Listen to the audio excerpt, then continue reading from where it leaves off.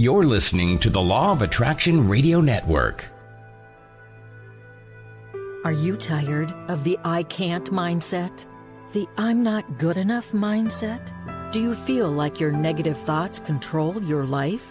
Well, you came to the right place, because in the next 30 minutes, you will learn how to break free from the limiting mindset of anxiety, fear, victimization, depression, trauma, and self-hatred by reprogramming your subconscious mind. It's time to master your mind with Dr. Erika. Hello, good people, and welcome to Master Your Mind with Dr. Erika. Thank you so much for joining me today. Today is a good day. Let's just take a deep breath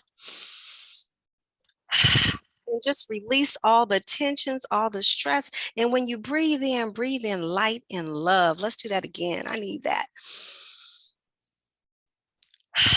And release.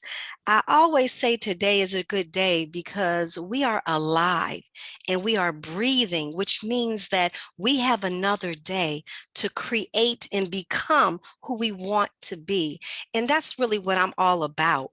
I'm a psychologist. I've been doing mental health for 23 years, probably a little extra than that. But I just want everyone to know that this is your life journey. This is your journey. You create it the way you want to experience it. And no one's journey is like you. The more people I talk to, the more transformation that I see happen.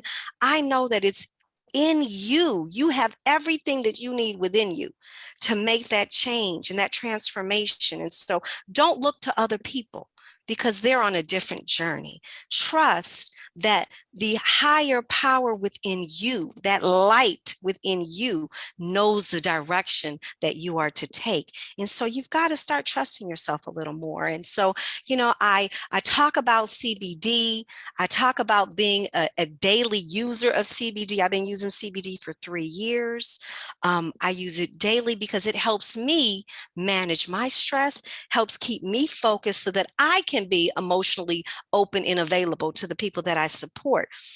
And so, I do coaching with people. I also do therapy because sometimes people want to just start where they are and they want to go forward. They want to look forward to creating the life that they want. And some people have to uncover a lot of the past that's holding them back, that emotional stuff that gets stuck in the body and in the mind. And so sometimes you got to do a little bit of that therapy, right? I think it's all therapeutic, but the bottom line is I am here to really support you on your journey to mental wellness. And that's why I'm excited about my guest today, because she is too. Miss Nyela Fisher-Malone is too. And so I just want to direct you to my website if you're looking for CBD. If you want more information on the science of CBD, remember, it is the medicinal part of the hemp plant without the high, because it doesn't come from marijuana, it comes from hemp. And so check out my website. It's healthyminds.expert. You can access my coaching services and learn more about CBD and read some articles that I have on there. And so please check out my website. With that said, I am going to introduce my special guest. Again, her name is Miss Nyela Fisher-Malone. She is a LCPC and the owner and clinical director of Lotus Healing, LLC, and is known as the Hyde Park therapist. This name was given to her by her clients in which she serves in the Hyde Park area. And for those who aren't familiar with Chicago, Illinois, Hyde Park is the south, kind of like southeast of Chicago, right off the lake. It's a beautiful area.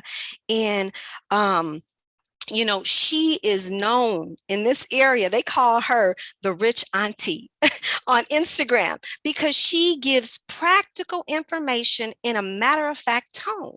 And so this has landed her on being a returning and reoccurring co-host on the Brunch Bunch on iHeartRadio AM 1390. And she is a proven leader. I mean, Nyla is a long-standing member of the mental health community in Chicago, a graduate of Northwestern Kellogg School of Management Ascend program.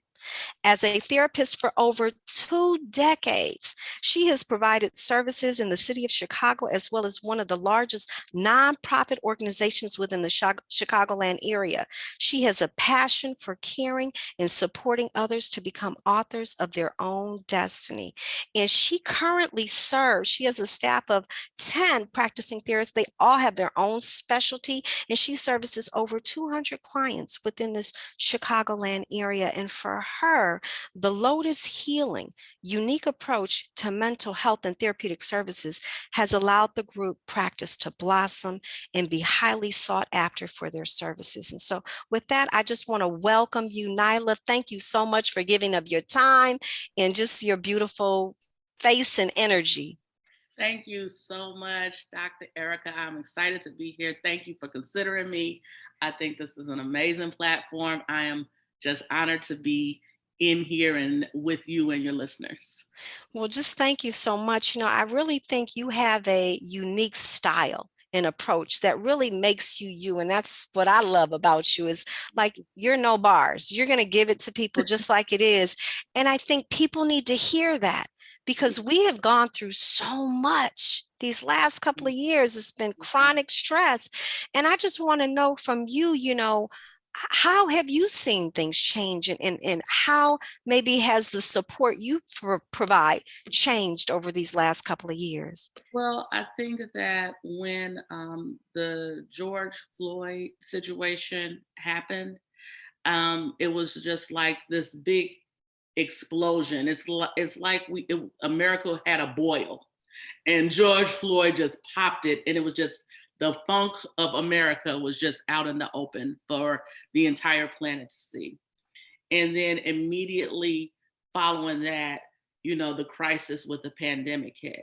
And so everybody was in this just kind of, it was almost like the country was in a manic state, just as a whole.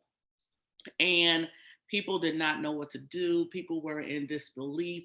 I mean, and then all of a sudden, life as we knew it shifted dramatically. I mean, I remember watching the TV and they said that Sierra had the first person that canceled a concert was Sierra. And no shade, but when I saw that Sierra canceled a concert, I'm like, maybe she just didn't sell any tickets. But when I saw that the NBA shut down the games, I'm like, okay, this is serious. It's serious. And then, you know, then it was, okay, nobody can go outside. Everybody have to shelter in place. And then it was these death tolls and everything on the news. And it was just real panic. A lot of fear. After panic, it was like almost this silence. Because if you live in Chicago, you're used to this gridlock with traffic and all of these things. And all of a sudden, nobody was moving in the entire city. And it was like being in a very scary movie. And what happened at that time for my practice is that my phone was ringing off the hook because everybody was riddled with anxiety and uncertainty and, you know, fear. Absolutely. And, you know, it was, and don't get me wrong, I was afraid too. It was like, because it was just like, is this really happening? It felt like we were all participating in the same bad dream. Yes. It was like, we were all awake, but it was clearly not reality. You know? It really wasn't. Yeah. I mean, for us to not be able to leave our homes, to have to wear masks, to the government shut, you know, everything just was like on lockdown. How crazy. It was really bizarre. And what I needed to do for myself to keep myself kind of centered was I had to do some things that, you know, kept me feeling quote unquote normal, whatever that meant. And so what I would do is I would go to my office every day to check my mail. And 2 days out the week, I would go to the office and do my appointments from the office with the computer. And Okay. so therefore I went outside, I got some fresh air, I went to the office, I would see the security guy at the office. So I had some social interaction, and I kept going to work. And what I did was I worked with clients and my patients based on, on creating routines for themselves, you know, and that helped. So having daily routines, reminding people, hey, even though you're working from home, you do need to shower. Can we get a shower in? Can we brush our teeth? Let's pretend like we care. And so That- that part. right. Exactly. That part. And so kind of encouraging people to establish routines and get dressed for the office per se. And then, kind of section their home off. So don't roll over bed and turn on the computer, get up and go to the living room or the dining area for work. And so have a designated workspace and make sure you get some outside time. And, just helping people develop things that help them, because time just kind of felt like it was just one continuous Tuesday. It didn't feel like Yeah. there were weekends. It didn't feel like there were any, because we didn't have anything to separate our days for us. So every day was Tuesday. And so just kind of putting those kind of markers in place, like have lunch every day, have breakfast every day, have dinner every day. I was locked up with my 12-year-old son, and what we did college tours. So what we did was I would drive him over to the University of Chicago. We would walk around the campus. I would drive him to Loyola. We walked around the campus. I drove him to Northwestern. We walked around. So every other weekend, because I share custody with his dad, every other weekend we did a college tour in Chicago that got us out of the apartment and into the environment. And even though it was kind of chilly, we still got a chance to walk and do some exercise and talk about the buildings and things like that. And so it allowed me to spend some time with my son and recognize and pay homage to all the teachers, because I'm not a teacher, nor do I care to be. I was like, can we get the teachers back? Because I need the teachers. So shout out to We all. learned a lot. Yeah. We learned learned a lot with everything being at a standstill. Like you were saying, it was almost like time had stood still and we didn't know what to do with ourselves. And so what I did with most of the people I worked with was I talked to them about the fact that the things that was taken away from us was our distractions.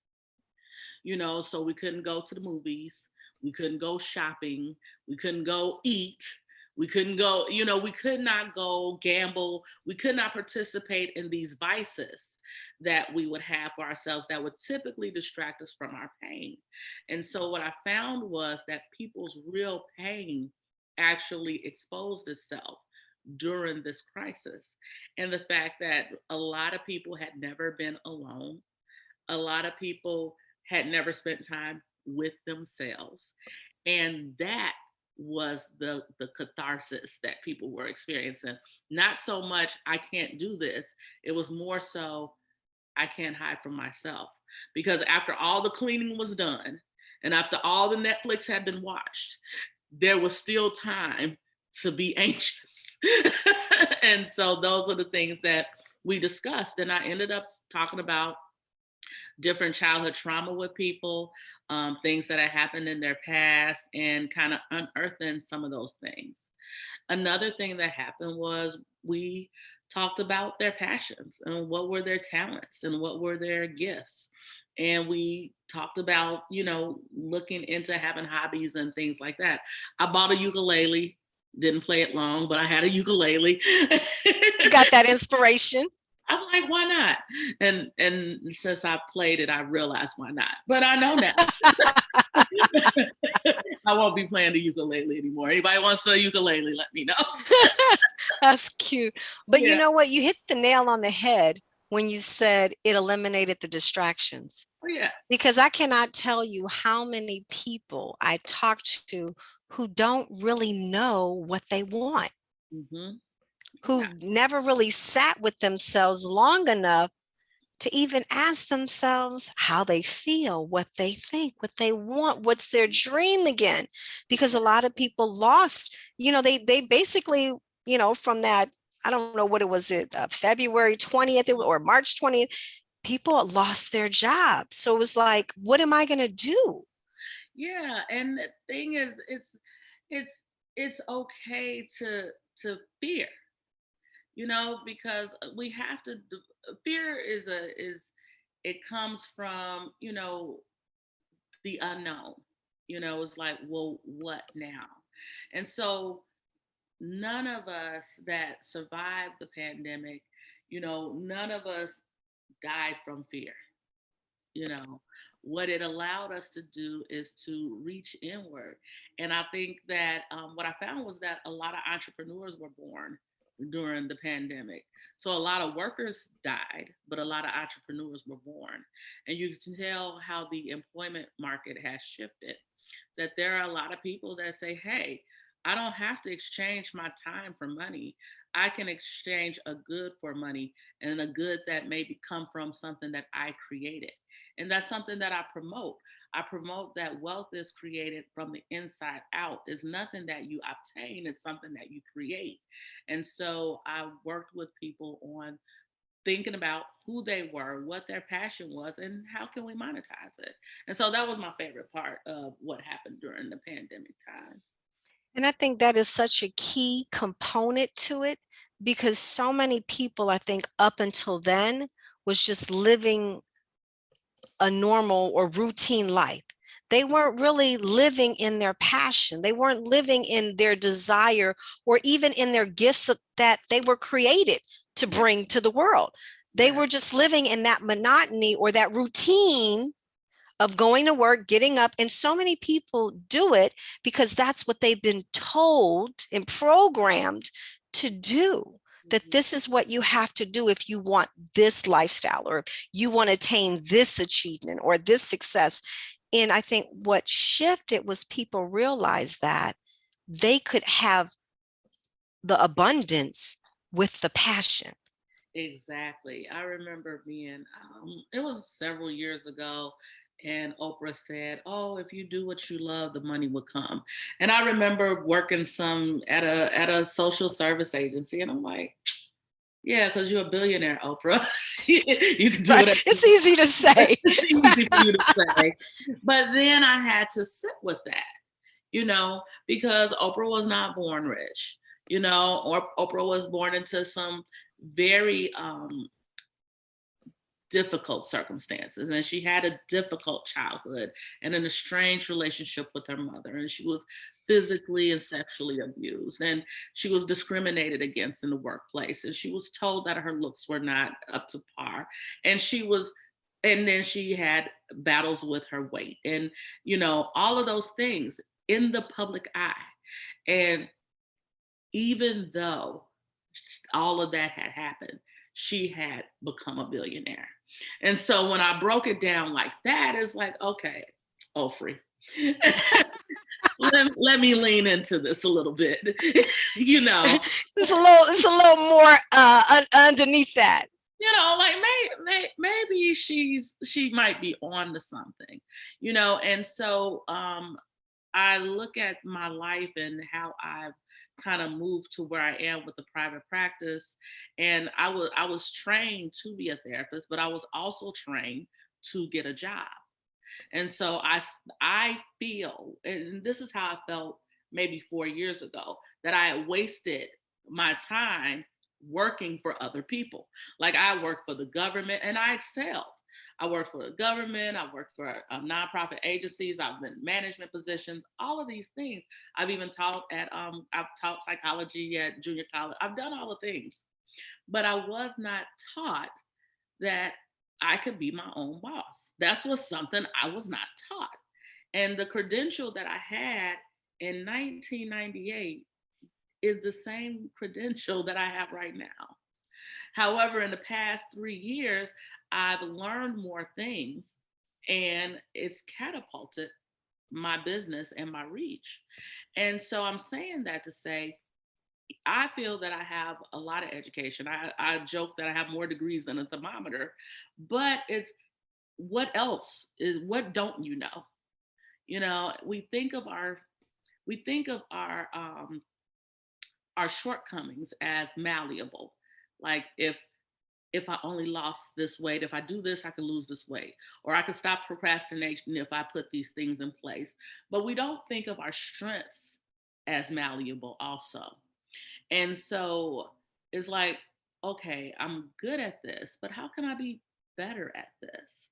Because we're so hyper focused on our shortcomings, we don't take time to focus on our strengths. And in the past 3 years, I've been allowed to focus on my strengths, and my business has like increased basically 300% in the past 3 years. Wow. Yeah, Wow. But I love that concept of how we're trained and programmed to focus on the limitation, correct. and that's the lack. But we were born to be abundant. We were wired for love. Yes. We are wired for unconditional love and abundance and creation. So why aren't we operating in our natural state? Because it's not the way that we were taught. Exactly. We were taught to be oppressed. You know, we were taught oppression. This is just the way it is. And so, in a part of my teaching is you can have anything you want. Anybody can have anything they want, you know, but you really have to believe it, and you really have to put um, focus into it, and you have to put action into it. So if you think about what you want, you visualize what you want, you research things that you want, and you make actions in those areas, the universe will conspire to give you what you want. It's not even math, it's just the truth. It is the truth. You look at all kinds of religious, I don't care what your religion is, at the premise of it, it is speak and it shall, you can bring things into fruition from your mouth and from your mind. It is universal. It is. And I think that's the knowledge that for me personally, being African American and Puerto Rican, I want to bring that knowledge to my people. I Mm-hmm. mean, I think all people are my people, but I think our community they don't have that information. Mm-hmm. They don't. No one ever taught them that. They're still believing that they're not beautiful. They're still believing that they're not capable. They're still believing the lies that keep them oppressed, focused on the limitations. And unfortunately, I feel like a lot of the social media keeps that perpetuated, Yeah. you know. And this is why I'm doing what I'm doing. Yeah. Because I think everyone should have this information. Mm-hmm. Everyone needs to feel beautiful. Everyone needs to feel that they've got that power within. And that's what I love what you're doing with the Yeah. community that you're doing it with.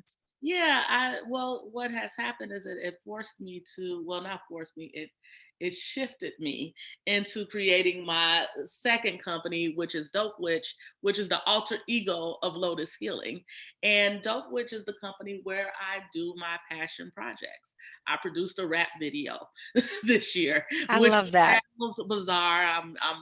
I'm a heartbeat away from 50 years old, and I'm producing rap videos, and it's the most amazing and exhilarating feeling that I've ever had in my life. I was in the rap video. I'm not a rapper, but you know, I'm doing things that I want to do. I flew first class for the first time a couple of years ago, and it's like, wow, is this?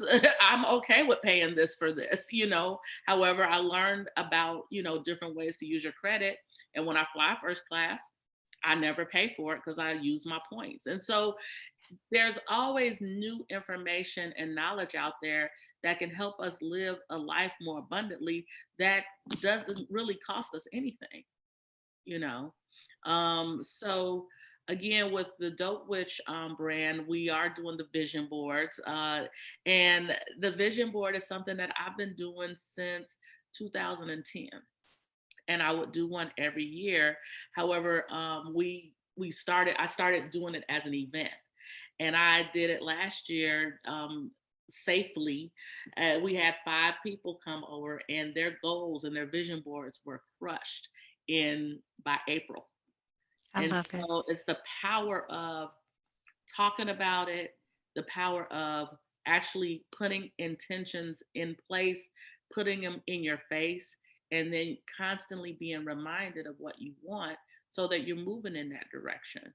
And as I look at my vision board from 2020, I'm ready for a new vision.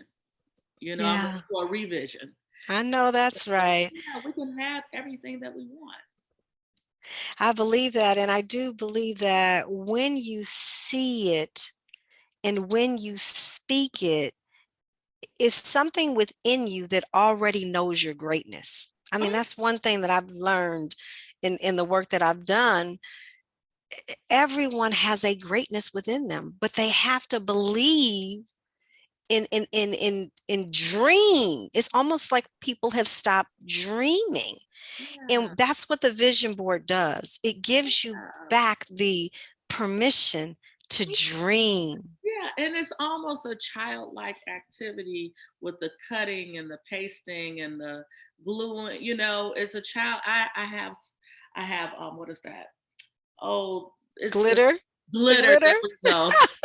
Glitter is the it is the herpes of the craft world, because once you get it, you give it to everybody. And you see it for weeks and weeks. I'm like, my vision board doesn't have glitter, but that might be the little sprinkle of It's magical dust it's that you need, right? glitter. That's like the cherry on top, the icing on the cake. I bring glitter, and so I say, touch it at your own risk, but it's a constant reminder of my vision board. I love it. And I so we love get to it. play in glitter, and but what we also do is we discuss what we put out there, and we start making it real at the event. And so what we're doing is we're telling the universe and a crowd of strangers that this is what my vision is, and they're going to believe it for us too. And therefore that puts more energy in it. I mean, if you ascribe to Christianity, it says where there are 2 or more, I will be in the midst. And so the thing is, we're going to have a small community. We're going to touch and agree, and we're going to speak those things into existence.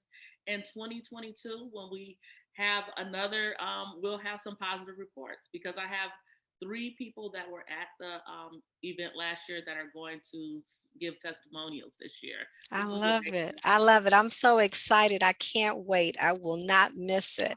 Yeah. And I'm just so thankful that you and I have had an opportunity to connect. You are one of our Wakanda family. So she also is in our business of CBD and just spreading the science in the medicinal benefit of that. We've got about 2.5 minutes. I want you to share with my listeners where they can learn more about you and what you offer. Okay, well, my website for Lotus Healing is www.hydeparktherapist.com. And then you can also find me on Instagram at hydepark.therapist and at Lotus Healing LLC. And if you're interested, you can also look at dopewitch_productions. I love it. So, any last words of wisdom or just nuggets of information that you can share with my listeners as they close out 2021 and approach 2022? I believe we can all master our lives with the discovery of self acceptance and radical self love. Just unapologetic self acceptance and radical self love. We have to love ourselves, and we have to accept ourselves in order to move forward. I believe that we all have things that we have to overcome and build up, but there is nothing that we cannot recover from. I love that. I love that. Well, just thank you so much, Nyla, for being on my show. You are welcome back for part 2 at any time. Thank I you. just love, Thank you know, I love giving back and sharing with people and inspiring people. And I love what you're doing in the community. And I'm just really excited. I'm really excited for this next year. I mean, I think that what you're doing is a service. I think that your attitude and your delivery is very infectious. You make me feel comfortable. I know that your clients and listeners definitely benefit from being a part of what you got going on here. Thank you so much. Mwah, mwah. Wow. Thanks for listening to Master Your Mind with Dr. Erika. We will be back next with another terrific episode that will allow you to master your mind. Please visit hemphappier.com for more information about Dr. Erika and CBD oil. See you next week.